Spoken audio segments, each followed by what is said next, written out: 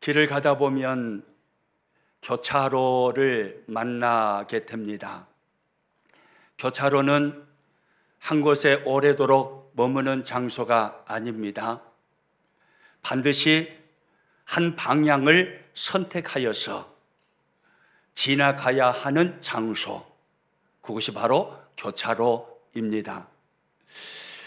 우리가 삶을 살다 보면 인생의 교차로를 만날 때가 있습니다. 때로는 중요한 결정을 내려야 하는 선택의 기로에 설 때가 있지요. 인생의 교차로를 만난 것입니다.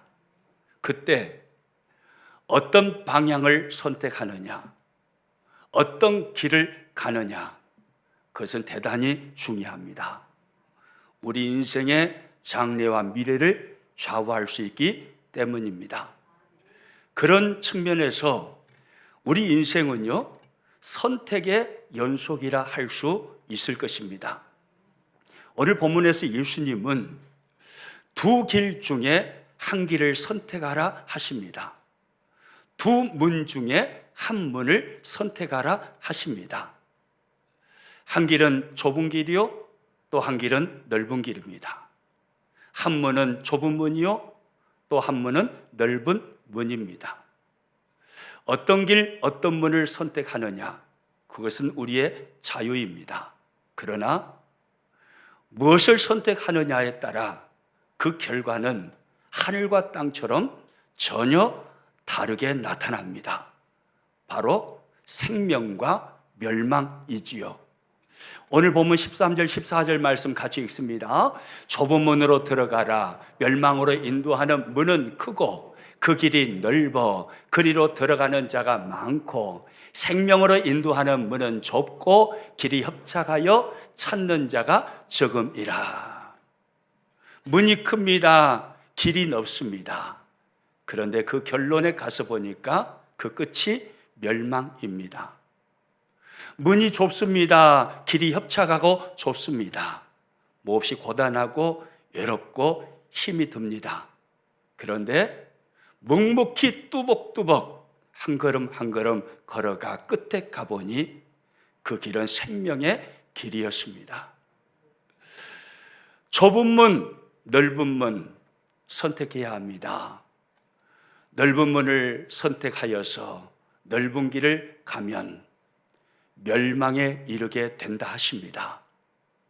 좁은 문 선택하여서 좁은 길을 걸어가다 보면 생명에 이른다 하십니다.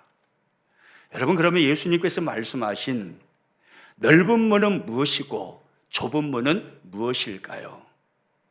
넓은 문은 예수님이 하나님의 아들이심을 부인하고 예수님을 믿지 않는 문입니다. 그 문에 들어가면 넓죠, 편안하죠, 안락하죠, 즐거움과 쾌락을 마음껏 누릴 수 있습니다. 그래서 사람들은 그 넓은 문을 선호합니다. 그러면 좁은 문은 무엇일까요? 좁은 문은 예수님이 하나님의 아들이심을 인정하고 예수님을 구원의 주님으로 인생의 주인으로 믿는 문입니다. 누가복음 13장에 가서 보면 좁은 문이 무엇인가를 우리는 쉽게 이해할 수 있습니다. 어떤 한 사람이 예수님을 찾아왔습니다. 이 사람은 예수님을 믿어 구원받는 사람의 수에 관하여서 상당한 관심을 가지고 있었습니다. 그래서 예수님께 질문합니다. 예수님, 예수님을 믿어 구원받는 사람의 수가 앞으로 많게 됩니까? 적게 됩니까? 그때 예수님은 그렇게 대답을 하십니다. 누가복음 13장 24절 말씀 같이 읽습니다. 좁은 문으로 들어가기를 힘쓰라. 내가 너희에게 이르노니 들어가기를 구하여도 못 하는 자가 많으리라. 예수님을 믿어 구원받는 자가 많습니까? 적습니까? 그 질문에 예수님께서 하시는 대답이 좁은 문으로 들어가길 힘쓰라 라고 하셨습니다. 무슨 말입니까? 예수님을 믿어 구원받기를 힘쓰라. 바로 이 말이잖아요. 예수님을 믿어 구원받기를 힘쓰라. 그러나 들어가기를 구하여도 못하는 자가 많으리라. 예수님은 예수님을 믿어 구원받기를 원하나, 그러나 그 길이 협착하고 좁아서 몹시 괴롭고 힘들고 외롭기에 예수님을 믿는 길을 포기하는 사람들이 많을 것이라고 말씀하신 것입니다. 이 말씀을 볼 때 좁은 문은 예수님을 믿어 구원받는 것을 말하는 것이 분명합니다. 예수님은 좁은 문으로 들어가라, 예수님 믿어 구원받는 하나님의 백성이 되라고 말씀하시는 것입니다. 여러분, 오늘날 우리가 살아가는 이 시대를 개성시대라고 그럽니다. 개성화 시대라는 말이죠. 개성을 중시 여기는 시대라는 것입니다. 내가 좋으면 다 좋은 것이라는 말이죠. 그래서 우리가 살아가는 오늘 이 시대의 중요한 특징이 뭐냐면 절대적인 진리를 거부한다는 것입니다. 보편적으로 역사 가운데 흘러왔던 절대적인 진리, 그 보편적인 진리를 우리가 살아가는 오늘 이 시대에 수많은 사람들은, 이 문화 속에 살아가는 사람들은 거부하며 삽니다. 내가 좋으면 그것이 인생의 답이고, 내가 좋으면 그것이 진리라고 사람들이 말하고 있는 것입니다. 그런 측면에서 볼 때 고지식하고 고집스럽게 예수님의 십자가 복음만이 진리라고 말하는 기독교는 세상으로부터 외면당하고 욕을 먹는 것은 오늘 이 시대에 어떻게 보면 너무나 당연한 이야기입니다. 여러분, 2000년 역사 속에서 예수님은 길이요 진리요 생명이라고 교회는 끊임없이 외쳐왔습니다. 그런데 우리가 살아가는 오늘 이 시대처럼 절대적인 진리를 부인하고 거부하는 시대도 없었습니다. 세상 사람들은 오직 예수라는 이 말을 싫어합니다. 너무나 독선적이라는 것입니다. 너무나 고지식하다는 것입니다. 왜 예수님만이 생명이냐 이 말이죠. 왜 예수님만이 진리냐 이 말이죠. 왜 예수님만을 믿어야 구원을 받느냐 이 말입니다. 그래서 우리가 예수님 믿어야 구원받습니다. 예수님만이 진리입니다. 예수님만이 당신의 생명입니다. 예수님만이 당신을 구원에 이르게 하실 길이십니다 라고 말하면 사람들은 거부감을 느낍니다. 그래서 차라리 독선적인 진리를 말하는 교회보다 모든 종교의 정점에는 구원이 있다라고 말하는 종교다원주의를 선호하고 있습니다. 그 시대가 바로 오늘 우리가 살아가는 이 시대입니다. 여러분, 이 시대에 개성화 시대, 절대적인 진리가 거부되는 이 시대에 좁은 문으로 들어가서 예수님이 길이요 진리요 생명임을 믿고 하나님의 자녀가 된 것, 이것은요 놀라운 축복이 아닐 수가 없고 놀라운 기적을 경험한 것이 아닐 수가 없습니다. 수많은 사람들이 오늘 이 시대의 넓은 문을 향해서 나갑니다. 넓은 문 속에 들어가서 편안하게 육체 쾌락을 누리며 즐기며 살아갑니다. 그런데 예수님만이 나의 생명이십니다. 예수님만이 나의 구원자가 되십니다. 예수님만이 내 인생의 주인이 되십니다. 여러분, 이렇게 고백하고 하나님의 백성이 되었다는 거요, 이건요 기적 중에 기적입니다. 여러분, 믿으시기 바랍니다. 가난한 자가 부자가 되는 것이 기적이 아니라 사업을 이제 시작했는데 거대한 사업으로 번창하는 게 기적이 아니라 병든 자가 병을 낫는 게 기적이 아니라, 그것도 물론 기적이죠. 그러나 가장 큰 기적은 오늘 이 시대, 개성시대에 절대적인 진리를 받아들이고 예수님을 믿어서 하나님의 백성이 된 것, 이것이요 가장 큰 기적이에요. 할렐루야. 그러고 보면 여러분 모두는 가장 크고 놀라운 기적을 경험한 사람이에요, 아니에요? 이에요. 할렐루야. 따라서 합니다. 오메오메, 오메오메. 듣고 본게 네가 놀라운 기적을 보았구마이. 할렐루야. 우리 같은 기적을 경험하고 있는 사람이 없어요. 오늘 이 시대 말이죠. 여러분, 우리가 이 놀라운 축복, 이 놀라운 구원받는 기적, 예수님을 믿게 된 이 기적, 이 축복을 받게 된 것은요, 우리의 의지가 남달라서가 아닙니다. 그것은 모두 하나님의 은혜 때문입니다.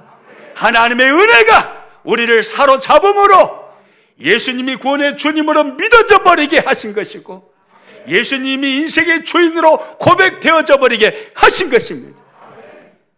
그래서 사도 바울은 로마서 2장 8절에서 이렇게 말합니다. 같이 읽습니다.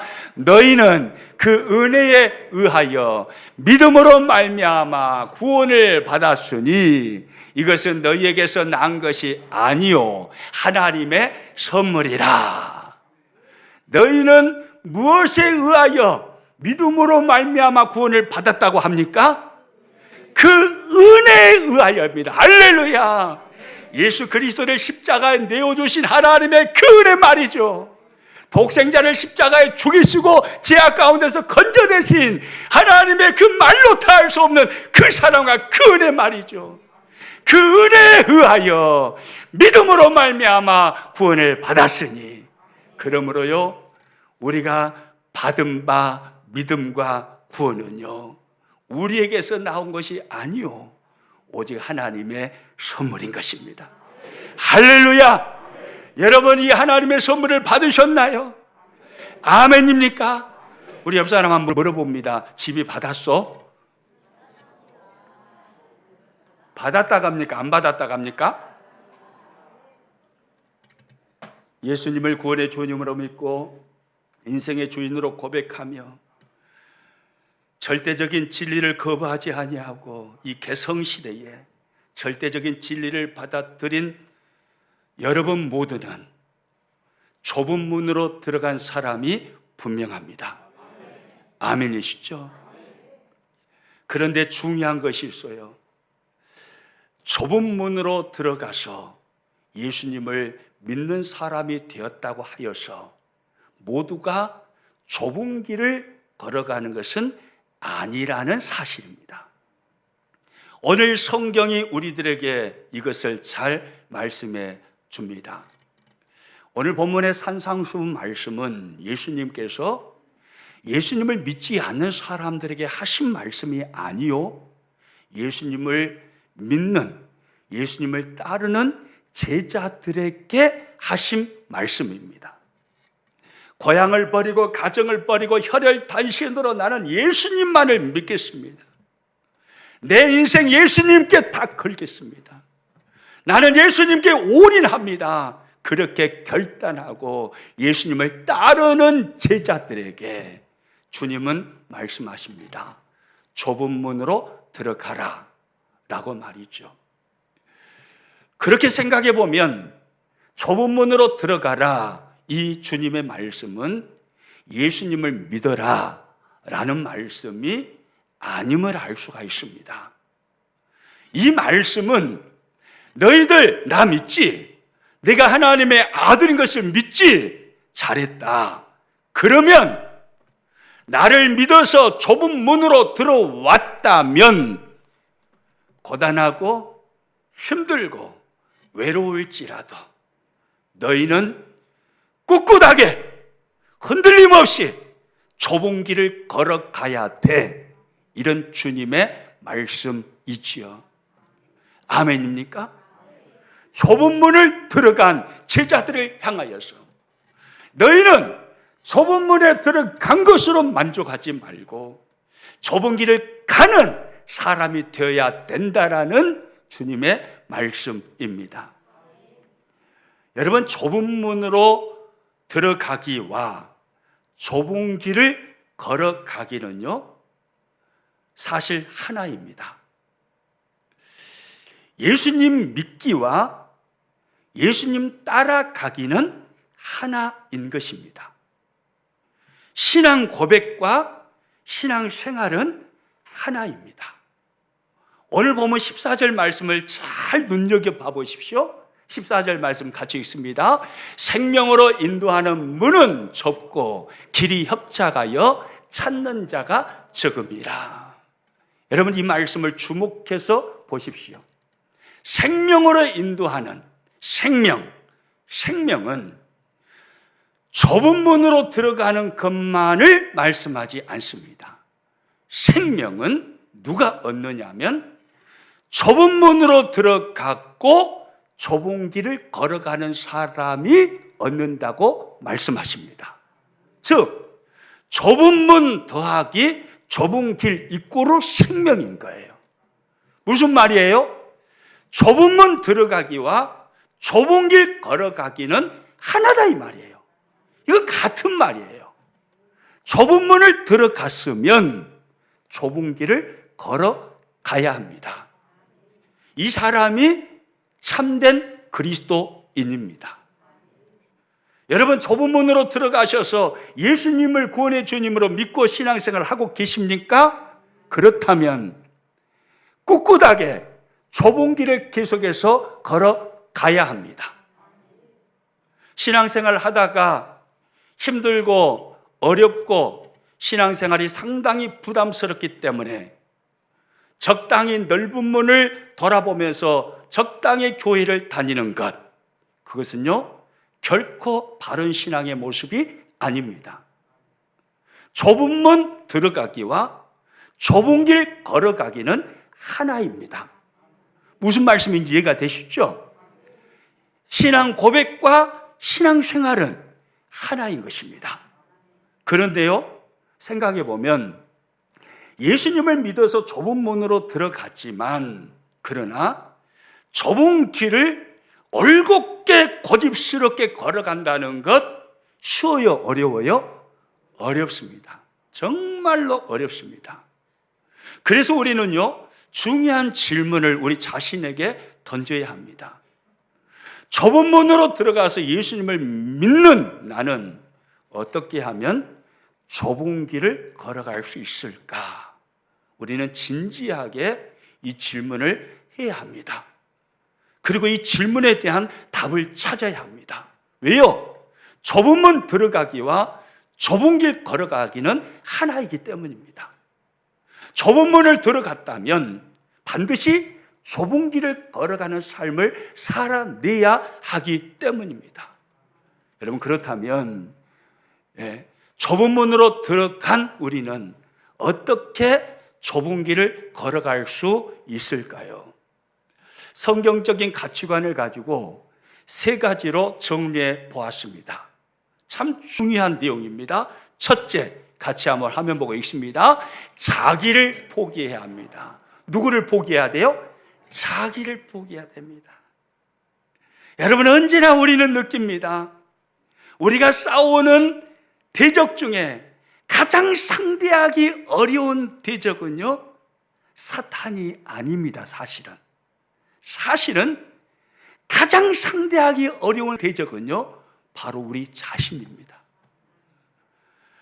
사탄과 싸워서 수없이 이기지만, 그러나 자기 자신이라는 우상 앞에 속절없이 무너지는 수많은 사람들을 우리는 봅니다. 금식하면 눈물을 흘립니다. 철야하면 눈물을 흘립니다. 하나님의 말씀을 들으면서 때로 눈물까지 흘립니다. 그러나 그 후 자신과 싸워서 속절없이 무너지는 우리 자신들을 우리는 수없이 우리 스스로에게서 보고 있지 않습니까? 가장 힘든 상대, 그것은 바로 내 자신입니다. 사실 우리 육체는요, 편안한 것을 좋아합니다. 쾌락을 좋아합니다. 명예를 좋아합니다. 칭찬을 좋아합니다. 여러분만이 아닙니다. 저도 똑같아요. 우리 육체는 바로 원래 그래요. 그래서 예수님은 마태복음 16장 24절에서 이렇게 명확하게 말씀하십니다. 같이 읽습니다. 이에 예수께서 제자들에게 이르시되 누구든지 나를 따라오려거든 자기를 부인하고 자기 십자가를 지고 나를 따를 것이니라. 제자도의 첫 번째, 그것은 예수님이 말씀하시기를 자기를 부인하는 것이다 라고 하십니다.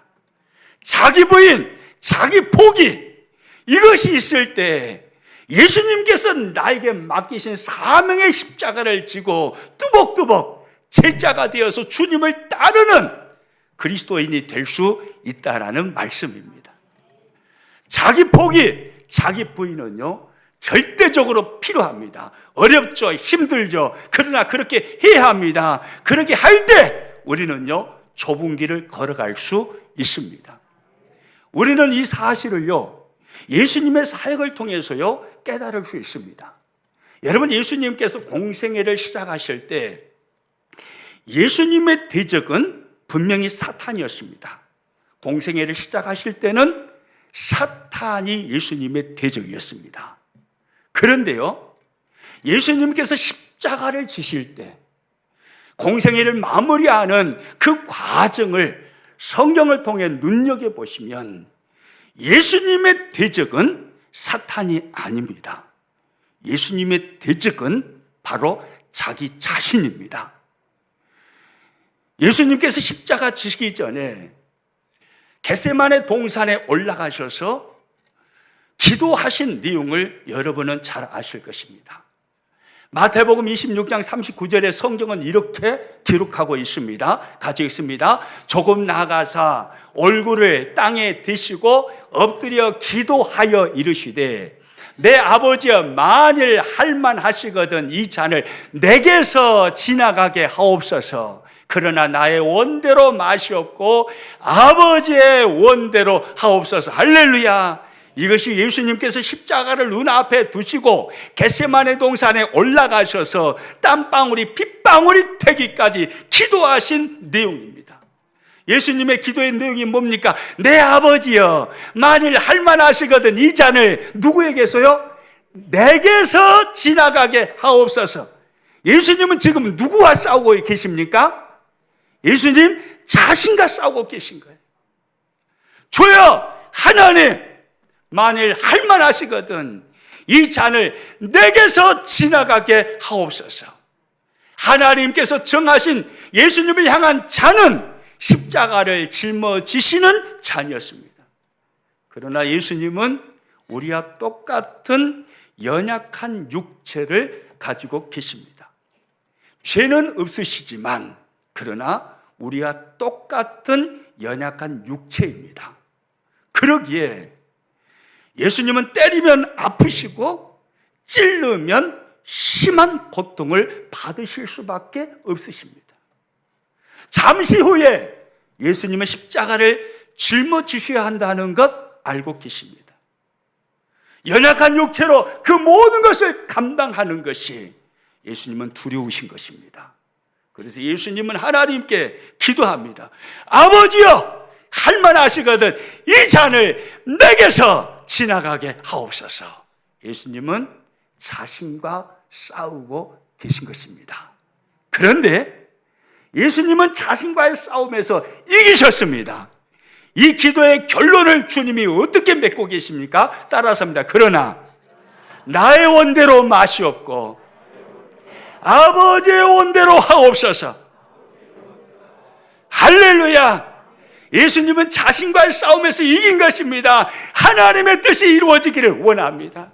하나님의 원대로 되어지기를 원합니다. 예수님은 자신과의 싸움에서 이기시고 마침내 성부 하나님께로부터 받은 바 사명 십자가를 짊어지시는 그 길을 예수님은 가신 것입니다.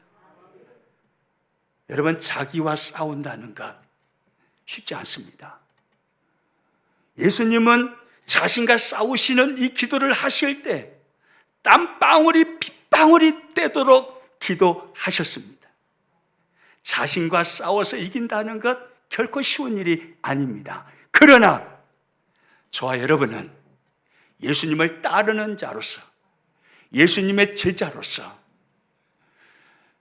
좁은 문을 들어간 사람으로서 좁은 길을 걸어가기 위해서는 반드시 예수님처럼 자신과의 싸움에서 이겨야 합니다.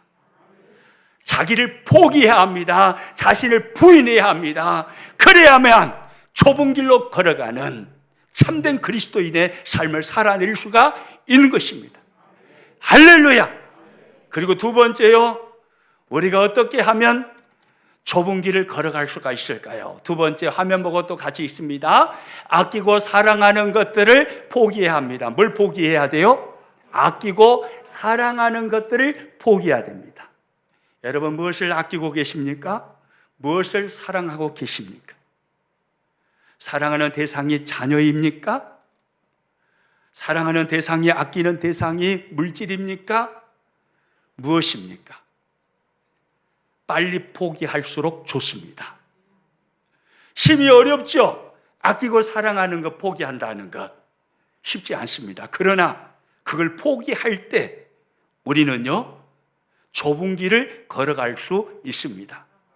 디모데전서 6장 7절과 8절 말씀 같이 있습니다. 우리가 세상에 아무것도 가지고 온 것이 없음에 또한 아무것도 가지고 가지 못하리니 우리가 먹을 것과 입을 것이 있은즉 족한 줄로 알 것이니라. 할렐루야.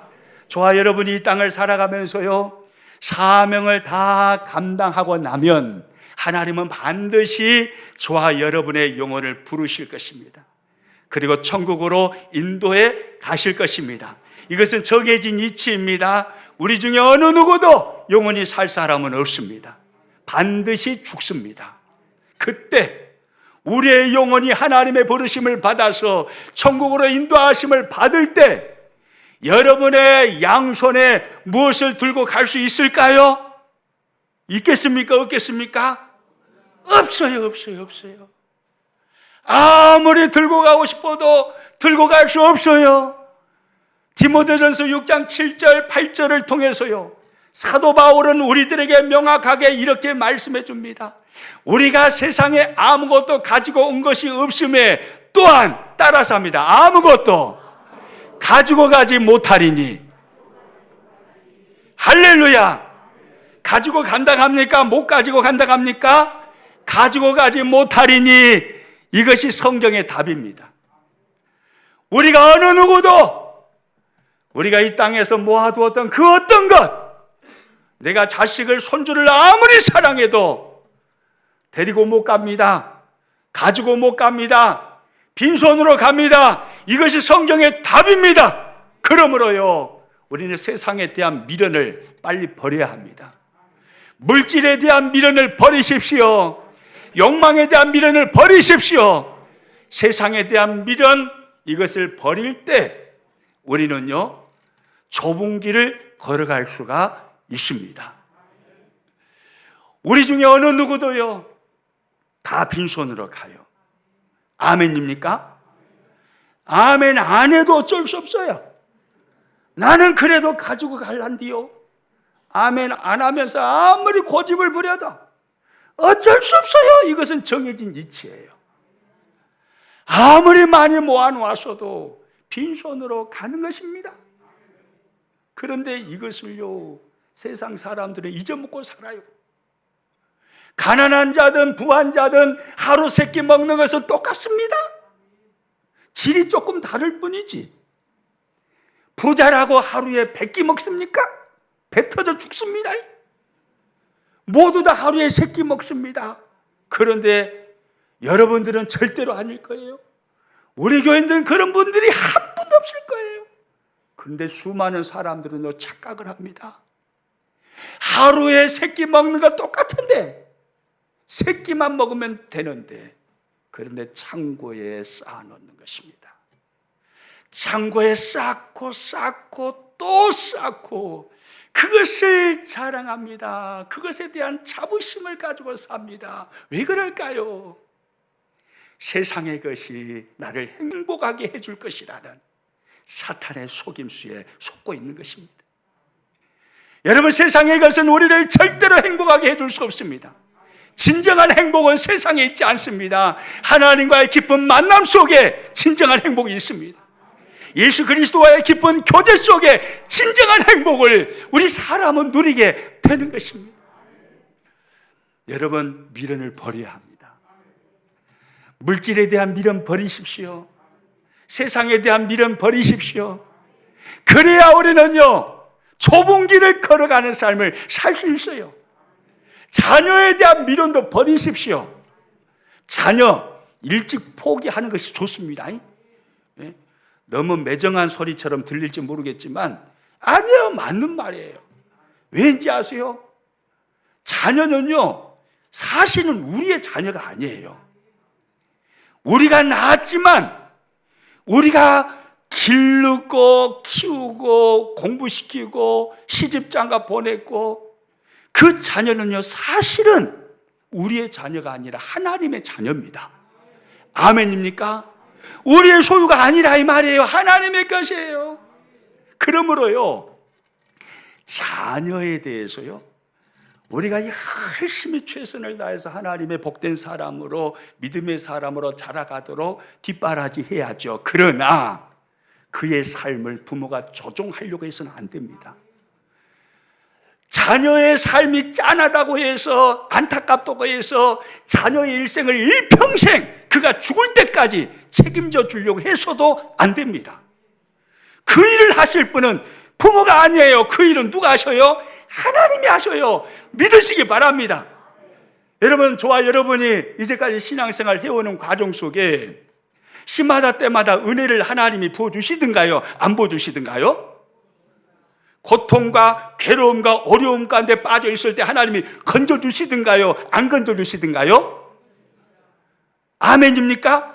하나님이 여기까지 책임져 주셨습니까? 안 책임져 주셨습니까? 책임져 주셨죠.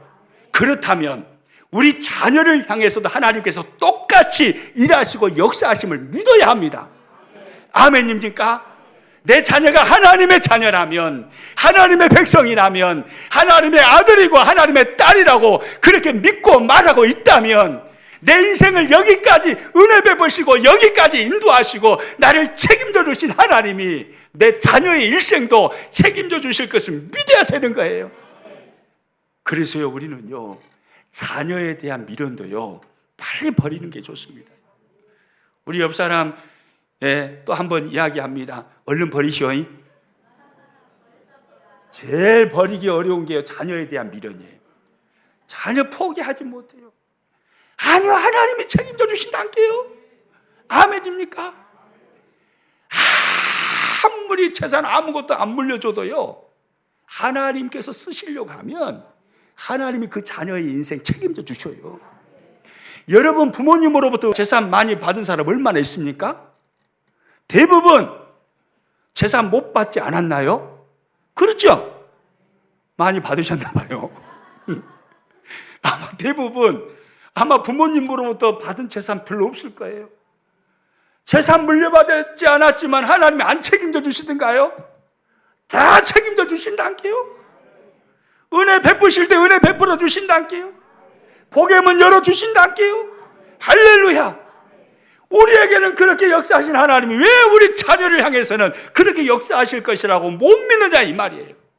하나님은 우리 자녀들을 책임져 주시는 하나님이에요. 빨리 포기하세요. 세상에 대한 미련 버려야 합니다. 아끼고 사랑하는 것을 버리고 포기할 때, 그때 우리는요, 좁은 길을 걸어갈 수가 있는 거예요. 그리고 세 번째, 우리는 어떻게 좁은 길을 걸어갈 수 있을까요? 세 번째, 화면 보고 같이 읽습니다.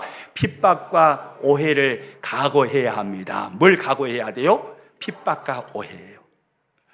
참된 그리스도인은요, 세상으로부터 많은 핍박과 오해와 미움을 받습니다.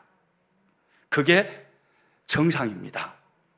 여러분 예수님 말씀을 들어보세요. 요한복음 15장 19절 말씀 같이 읽습니다. 너희가 세상에 속하였으면 세상이 자기의 것을 사랑할 것이나 너희는 세상에 속한 것이 아니요 도리어 내가 너희를 세상에서 택하였기 때문에 세상이 너희를 미워하느니라. 할렐루야. 주님은 말씀하십니다. 내가 너희를 세상에서 택하였기 때문에. 그 다음 뭐라고 하시나요? 세상이 너희를 뭐 한다고요? 미워하느니라. 할렐루야. 이것이 예수님의 말씀이에요. 너희는 세상과 달라.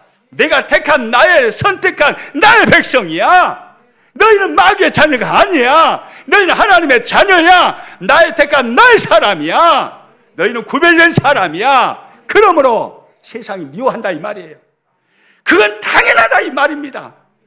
여러분 한 걸음 더 나가서 예수님은 마태복음 10장 34절에서 이런 말씀까지 하십니다. 같이 읽습니다. 내가 세상에 화평을 주려 온 줄로 생각하지 말라. 화평이 아니요 뭘 주러 왔노라고요? 검을 주러 왔노라. 이것이 예수님의 말씀이에요. 내가 세상에 화평 주러 온 줄로 아느냐? 검 주러 왔다. 검 주러 왔어.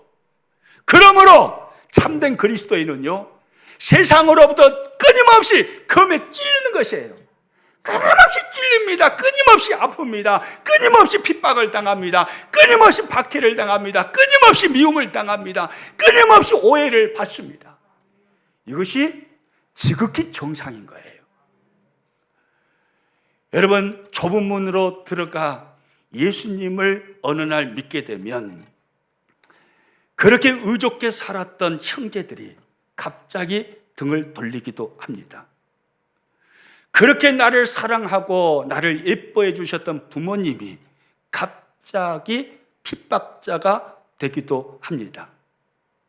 한 입을 덮고 오손도손 사랑을 나누며 잘 살았는데 어느 날 내가 예수님 믿고 보니 사랑하는 배우자가 갑자기 나를 핍박하는 무서운 폭행자가 되기도 합니다. 여러분 이것은 이상한 것이 아닙니다. 이것은 정상입니다. 예수님이 그렇게 말씀하셨습니다. 여러분 그리스도인은 어떤 사람인지 아십니까? 그리스도인은요 같은 믿음을 가지고 예수 그리스도를 구원의 주님으로 고백하면서 천국을 향하여 순례길을 걸어가는 동역자들을 향해서는 수많은 존경과 사랑을 받습니다. 그러나 영이 달라요. 믿지 않아요. 예수님을 거부해요. 하나님의 백성이 아니에요. 그 세상을 향해서는요 끊임없이 그가 비록 가족이라 할지라도 끊임없이 박해를 받고 끊임없이 오해를 받고 끊임없이 미움을 받는 것입니다. 이 모습이 그리스도인의 양면성이에요. 우리는 이것을 알아야 되는 거예요. 여러분 세상으로부터 박해를 받고 오해를 받는 것 각오하셔야 합니다. 그 박해와 오해와 미움이 다가올 때 묵묵히 참고 가셔야 합니다. 그래야 좁은 길을 갈 수 있습니다. 이렇게 말씀을 나누다 보니 좁은 길을 간다는 것 절대로 쉽지 않습니다. 그렇죠? 자기 포기한다는 것 쉽습니까? 어렵습니다. 아끼고 사랑하는 것 포기한다는 것 쉽습니까? 아니요, 어렵습니다. 세상으로부터 미움을 받고 박해를 당하고 욕을 먹고 오해를 받으면서 참고 견디며 묵묵히 신앙생활 한다는 것 쉽습니까? 쉽지 않습니다. 어렵습니다. 그러나 우리는 묵묵히 그 길을 가야 합니다. 뚜벅뚜벅 그 길을 가는 사람들이 바로 저와 여러분입니다. 좁은 문으로 들어왔다면 좁은 길을 가야 되는 것입니다. 우리는 그 길을 계속해서 걸어가야 합니다. 왜입니까? 그 길 끝에 생명이 있기 때문에 그렇습니다. 오늘 보면 14절 말씀 다시 한번 읽습니다. 생명으로 인도하는 문은 좁고 길이 협착하여 찾는 자가 적음이라. 그 길 끝에 생명이 있는 것입니다. 좁은 문으로 들어가서 예수님을 믿었어요. 예수님을 믿고 신앙생활 하다 보니 자기 포기할 때가 한두 번이 아닙니다. 아끼고 사랑하는 것 포기해야 할 때가 한두 번이 아닙니다. 세상으로부터 미움을 받고 핍박을 당하고 세상으로부터 예수님 때문에 욕을 먹고 오해를 받고 그런 삶을 살아갈 때가 한두 번이 아닙니다. 그러나 묵묵히 그 길을 걸어갈 때, 묵묵히 참고 자기를 포기하고 철저하게 예수님의 제자들의 삶을 살아갈 때, 그때 그 길 끝에 있는 것이 바로 생명이다 이 말이에요. 아멘입니까? 그 길 끝에 생명이 있는 거예요. 그러므로 저와 여러분, 오늘을 참으십시오. 철저하게 자기를 포기하십시오. 어렵지만 그렇게 하십시오. 아끼고 사랑하는 것 포기하십시오. 세상에 대한 미련 버리십시오. 어렵습니다. 압니다. 그러나 해야 합니다. 왜요? 우리는 좁은 문으로 들어간 사람이기 때문이에요. 우리가 살아가는 삶의 방식은 넓은 길을 가는 방식이 아니에요. 우리가 살아가는 삶의 방식은 좁은 길을 가는 거예요. 그렇기 때문에 우리는 포기해야 되는 거예요.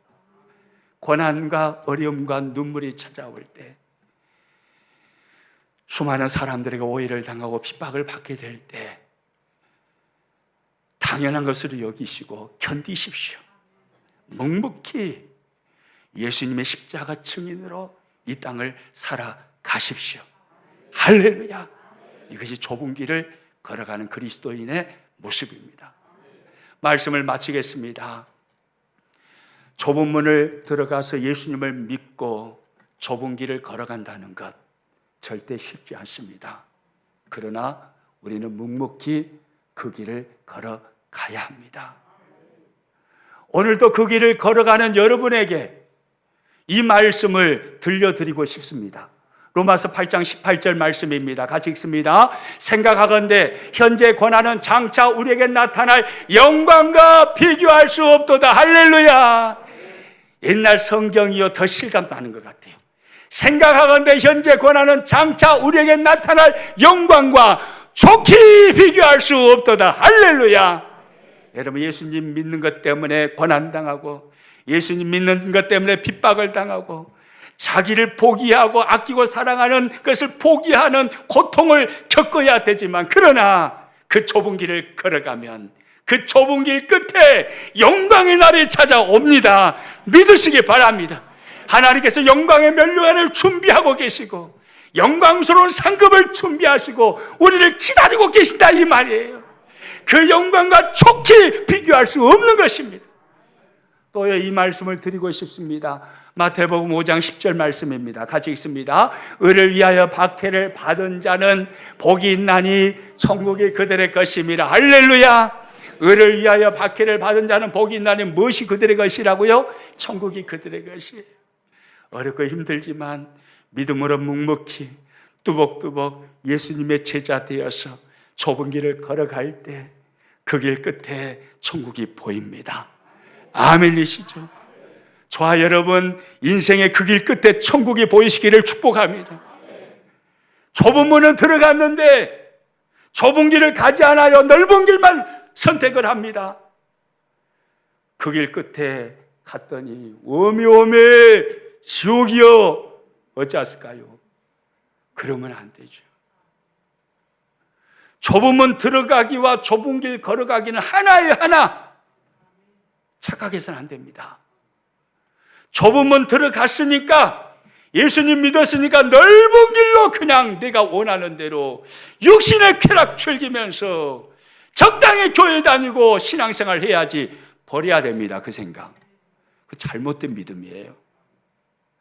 좁은 문 들어가기와 좁은 길 걸어가기는 하나에 하나. 둘이 아니에요. 같은 말이에요.